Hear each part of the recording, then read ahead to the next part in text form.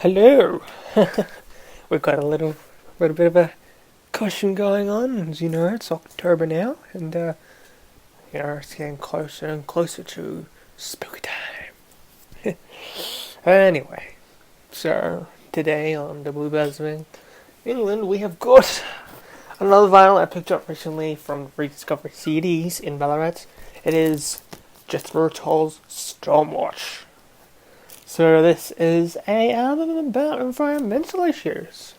Believe it or not, out of the folk trilogy, all the albums that they released were focused on the environment, the elements, and all that. So, Songs from the Woods, Heavy Horses, and Stormwatch were the folk trilogy.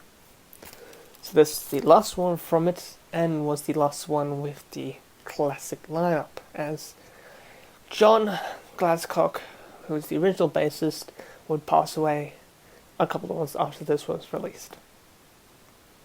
But on a more positive note, this charted number 17 in Australia. Something good for us. I mean, Jethro Tull always had a good year in Australia. I mean, they had such a great run, so I don't blame them. This album cover is probably one of my favourites done by them, with the Watchman and the polar bear on the back, crashing out through the little iceberg there. Really cool. So it says on the front, lines join in faint discord at the Stormwatcher brews, a concert of kings as the white sea snaps, at the heels of a soft prayer whispered. So, in the binoculars you can see, if I could get in the light, maybe we can zoom in. Probably we'll zoom in. Oh, okay. So, we'll zoom in now. So, if you can see here, there is what appears to be oil rigs in a thunderstorm in the binoculars. Obviously, it's on a boat that the Watchman is on. And yeah, it's really cool. Actually, what we're going to do, put that there. Actually adjust the light so it's more facing up, but there we go, that's better. Okay, so now you can see this better. Hopefully. Here we go. And then if we bring out the little cool lyrics page, we see that size are the different binoculars. So, side one is the left. Was it the right? I don't know. Whoa, my Smitty hat almost fell off. Yes, if you can tell, I'm wearing Smitty's hat. You know, the milk carton Smitty, the YouTuber. Very cool. Very cool. Yep, the left binocular and the right binocular for side two.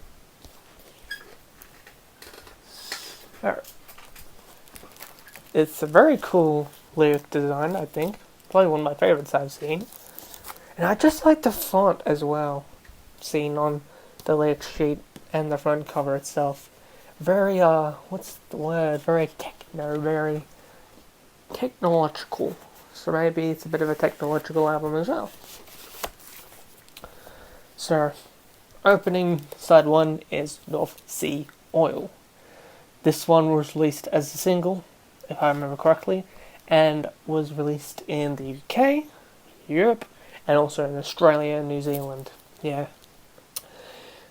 With prog rock and folk rock from Jethro Tull and like Gentle Giant, we sometimes got their singles, which was very nice. So, North Sea Oil is then followed by Orin, which is Scottish term. Now, you're going to see a lot of these in this album. There's a whole bunch of them. Then Home, Dark Ages, the Warm Sparrow, which on a traditional Scottish outfit is the little decorative pouch at the front.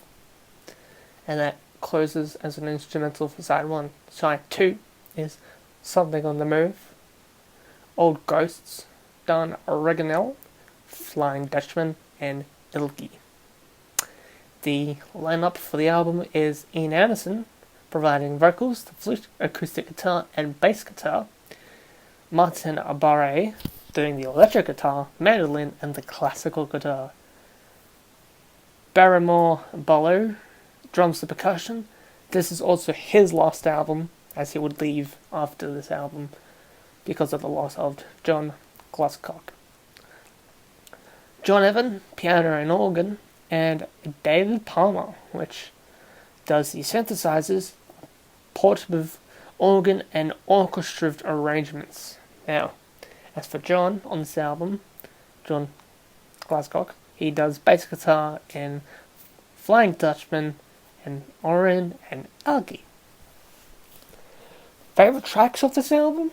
For me personally, when I first listened to this album, when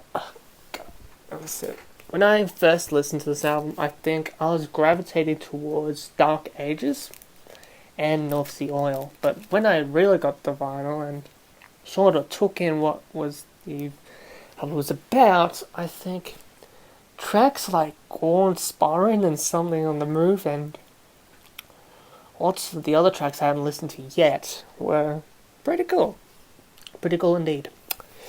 So, I know it's quite a short review. I've only listened to the full album once on Spotify, but I haven't done like my usual track by track analysis. I only got the album yesterday, so I really mainly just wanted to review this album just to show you I got it. And yeah.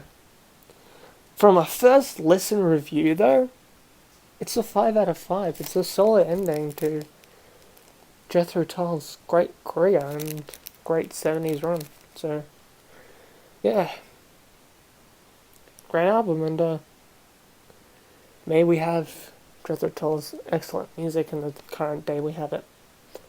It's also got reissued this year, this album, and also got a record store day release of Jethro Tull's Stormwatch 2. So, I'll link those in the description if you want to buy it. Yep, that was Stormwatch, and don't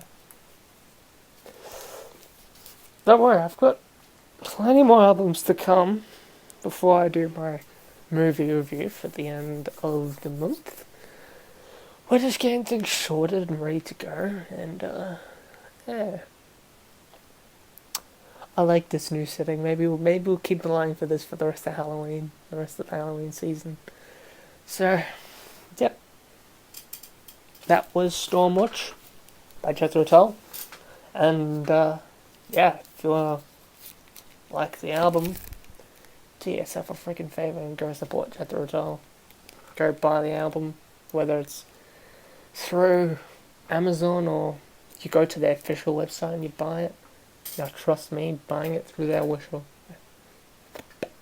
If they've got an official store where you can buy this stuff, do it. It's money going back into their pockets.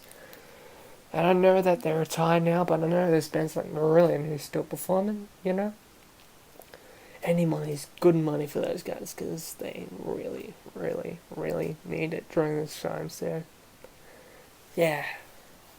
And plus, it's records. Great stuff. Unless you're a CD person, then I don't mind, really. Yeah. Till next time, this has been the Blue Bears of England. This is me, signing out. See you on site.